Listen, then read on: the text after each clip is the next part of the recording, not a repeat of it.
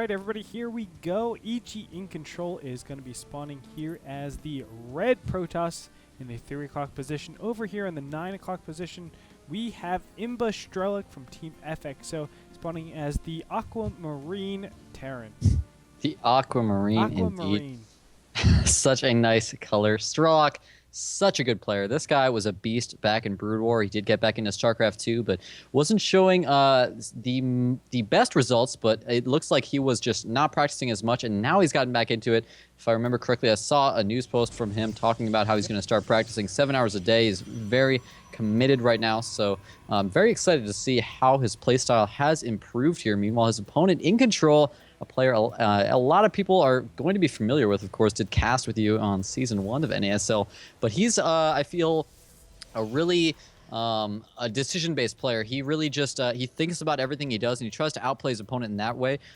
He probably, not to be, you know, downplaying him or anything, probably not as well known for his mechanics, but he just makes smart moves and goes for these really wacky strats that often can catch his opponents off guard. But he also has a pretty good standard game that I see all the time on his streams, so it's really hard to play against a player like iNcontroL because you have so many options available that you have to worry about. Definitely, definitely. And you know what? Going off of the styles a little bit, Strelok, I've known him from the Starcraft Brood War days. He's always a person that looked for timings, whether it be like timing defenses or timing attacks. He's always on top of, you know, just getting that, prioritizing the units over economy. We don't see him doing too much economy styles, but StarCraft 2 is a different game. He has switched over. I've seen him vary his style up quite a bit, and it makes her a very, very powerful player that can interchange between macro and aggression styles.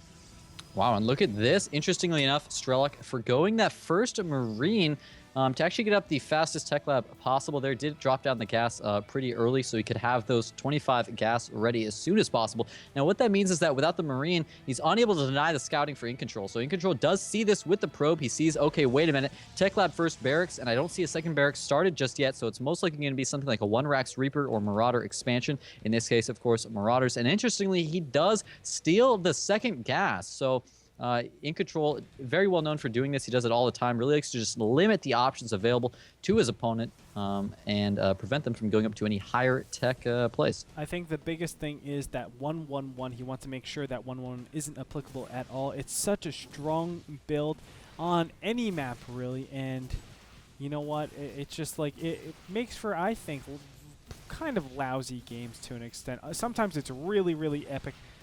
But sometimes it can be really, really tough to watch.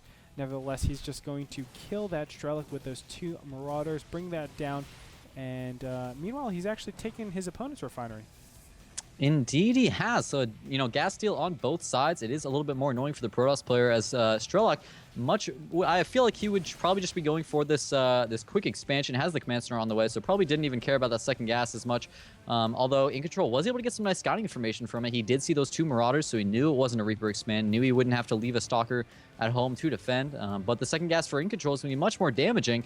You know, often as a Protoss player, you really want to get to those higher tech units. But oh my gosh, iNcontroL has thrown on 3 additional gateways here. Looks like he's gearing up for a pretty standard 4-gate to try to bust this 1-Rax expand from Strelok. Yeah, we do see him at 22 probes, so he will be able to produce actually probes and off of these 4 gates simultaneously and slowly build his army composition. It might be because that 1 probe in the back of Strelok's base, it's sitting there, and it can make a pylon right there at any time. Unfortunately, iNcontroL did send the probe around to the bottom area, and it walked just barely in vision range of that supply depot before he sent it back. So I think Strelok noticed that. He did send his Marauders back from the middle of the map immediately to go kill off that probe. So yes, Strelok did notice that. Very good job staying vigilant. It's hard to notice that tiny little dot that's holding your minimap for like 1 second. If he hadn't done that, he would have been experiencing a 4-gate coming straight into his base with that pylon. So great play by Strelok. Reacting to that, we do see iNcontroL putting a forward pylon. Meanwhile, a lot of units have been mobilized, but this 1 bunker is going to come up. We do have an SEV, and it's making its way across over into the natural. Now seeing an expansion. This is a little bit weird. I'll get back to this expansion in a little bit, but this SEV is going to get in here. This is going to be so huge. There's nothing around. Now finally a Stalker and a Sentry over here on the right, or in the middle. And look at this. The SEV is going to go right around. No! Oh, and another gateway is going to go down. The 5th gateway. Oh my God, Strelok. He's in queue to see all three of them. No, he goes back. Oh. He's gonna go. Strelok needs to see these 3 gateways. There's the 1, 2, and 3. 3 gateways spotted. Everything. Oh, that is a disaster. We can see already a second bunker is going up right now. I wouldn't be surprised. Yeah, there's the 3rd one. Oh, wow. I wouldn't even be surprised if we saw a 4th bunker just to stay completely safe, because he knows he's in a huge advantage if he just defends against this pressure. Absolutely, and this 5 gate is somewhat all in. Not only did he scout out the 5 gateways, but also crucial is that he scouted the fact that iNcontroL still is not taking his second gas. That is so much information to have. That means iNcontroL is only going to have Stalkers and Zealots. He does have 1 sentry, but that's it. He won't be able to morph in anymore. He's so low on gas, and that means Strelok doesn't have to worry as much about force fields blocking off the repair. So he can get SCVs in position. He can put his bunkers right next to each other, whereas, of course, if you were going to deal with a lot of sentries, you would want your bunkers more spread out to use more force fields, but it's very smart of him to have them right next to each other like this so that these Zealots, won't be able to get us around. Yep, and here we go. Entering in right now. Zealots are going in front. Looks like Concussive Shell is done. Now the 4th bunker is done, and we can see targeting down that 1 bunker, but all the Zealots are taking heavy, heavy damage. Looks like the Stalkers are, they don't know what they want to do. Finally back up, and the Zealots will go down. Ooh. Very minimal losses coming out from Strelok, and just decimating the Protoss force. Yeah, I mean, that was actually pretty good darn timing from iNcontroL there. He actually hit literally like 10 seconds before +1 was about to finish for Strelok, as well as Stim. So he actually had some pretty good timings there, but it all came back down to the fact that Strelok had actually scouted that 5 gate on the way. If he hadn't seen that with that SCV, he only had 1 bunker in place. Instead, it went up to 4. With 4 bunkers, all full of infantry. I mean, there's not much short of Colossi or Immortals that's actually going to break that. Absolutely. And you know what? The big thing that I want to get to before was the fact that that expansion was taken after the production facilities were taken. It's normally we see a fast expansion with a 1 gate expand and then going up to 4, 5, 6 gateways, but this way was a lot less inefficient. I think that resulted in a lot less units, and because of that, iNcontroL was failing pretty hard in that initial push. Yeah, I think that all came down to the fact that iNcontroL was trying to take advantage of an opportunity he saw. He was like, okay, he hasn't seen my probe in his base, so I'm going to put down that pylon and 4 gate, and then, once he got the probe killed, he was like, okay, never mind, I can't 4 gate. He's got bunkers, of course. So I'm just going to expand. So I think that was the reason behind that. But it looks like he's going to go ahead and get ready to go take the 3rd there. He is taking out the destructible rocks right now, utilizing that army for anything he can. But of course, Strelok actually might be doing the same thing. He's going to go ahead and take that forward pylon down. Probably going to go ahead and take out the rocks. Nope, never mind. Just going to move forward, force some aggression, or not. Strelok just going to fake me out. Send 1 Marauder to take some map control, hold that center Zeldaka tower. But right now, iNcontroL, he has gotten himself up to 4 gas, which is great. But of course, you have to remember that it's so much later than what you normally see. So what he's doing right now, getting charge and +1 armor, is fantastic. That's what you normally see from a Protoss player. But it's like 2 minutes later than you'd normally see, thanks to the such delayed gas that we have from iNcontroL going for that 5 gate. Now, a little bit of an interesting build coming in. Dark Shrine is going down for iNcontroL right now. Now, I want to point out one main thing. It's going to be the supplies. We see the supplies are actually in favor of iNcontroL. It's very deceiving to say that iNcontroL is ahead, even though he suffered those losses in the beginning. We can see in the income tab, they're basically the same amount of harvesters. And when you're at the same amount of harvesters, it's bad for the Protoss. Those mules really help out, give that extra little oomph, and Terran can start macroing a lot better. On top of that, where Strelok has taken his advantage is not only in his upgrades, but his tech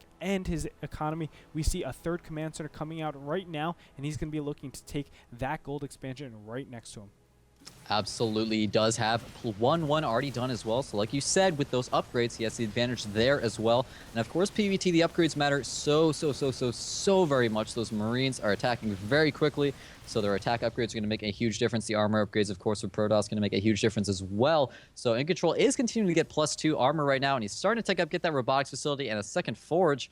But I don't know if how this time is going to work out for him, Andre, because that 2nd forge clearly not going to be done in time if Strelok goes for an attack pretty soon.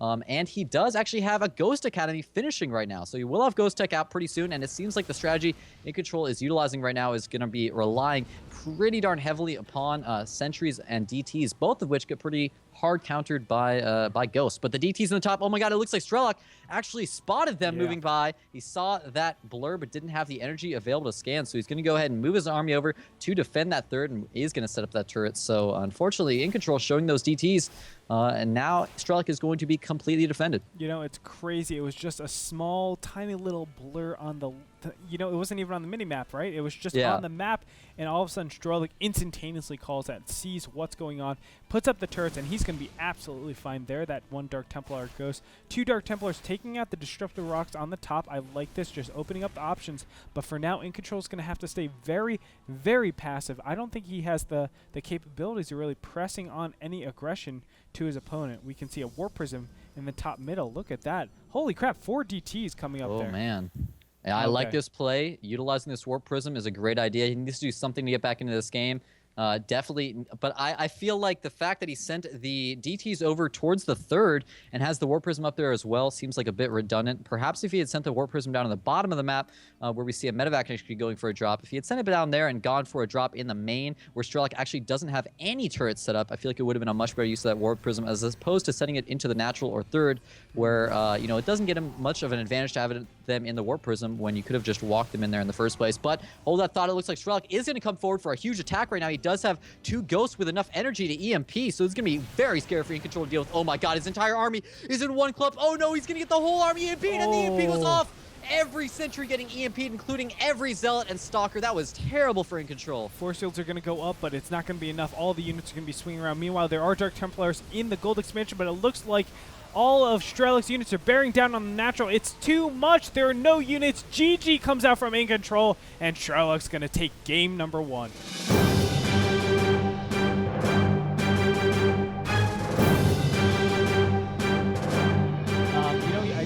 He got so far behind again. It's been a common trend actually today, but you know, he just got a build order loss going that 5-gate, or was it 5-gate pressure? I'm pretty sure it's 5-gate pressure, and then losing basically everything for 1 SCV and 1 Marine and a bunker. Not that great of an investment. Yeah, you know, I think one thing I want to point out is like the definition of cheese in terms of one of the definitions of it is that it's something that's hard to counter if you don't see it coming, but easy to beat if you do see it coming. So I think we just kind of saw a textbook example of why 5-gate is cheese there, because normally that build would be difficult to defend as a Terran player. That early of a timing, right after you've taken an expansion off of 1 barracks, you might not have the units you need, you might not have the bunkers you need, but Strelok with that really good scouting with that SCV saw literally not just all 5 warp gates, but also the gas geysers for iNcontroL, which is actually so important, so he knew exactly how to prepare. Definitely. And I mean, it all just came down to the fact that iNcontroL didn't deny scouting, and that was that cost him the game, essentially. One thing that really boggled my mind was why iNcontroL went to 4-gate and then Nexus and then the 5th gate. I feel like if you just went 1-gate expand and then 5-gate, that's a standard build, actually. That's, you know, we see that a lot of times.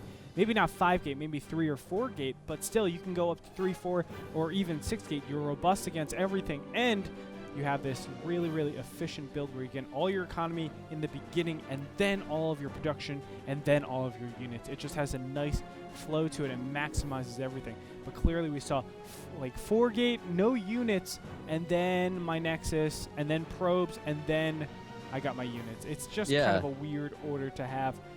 It is. You know what? Nevertheless, it is what it is. iNcontroL is going to go down 0-1. We do have his opponent, however, Strelok, going up 1-0. We're going to go into game number 2. Check out if Strelok can close out 2-0 or if iNcontroL can come back. We'll be back after this break.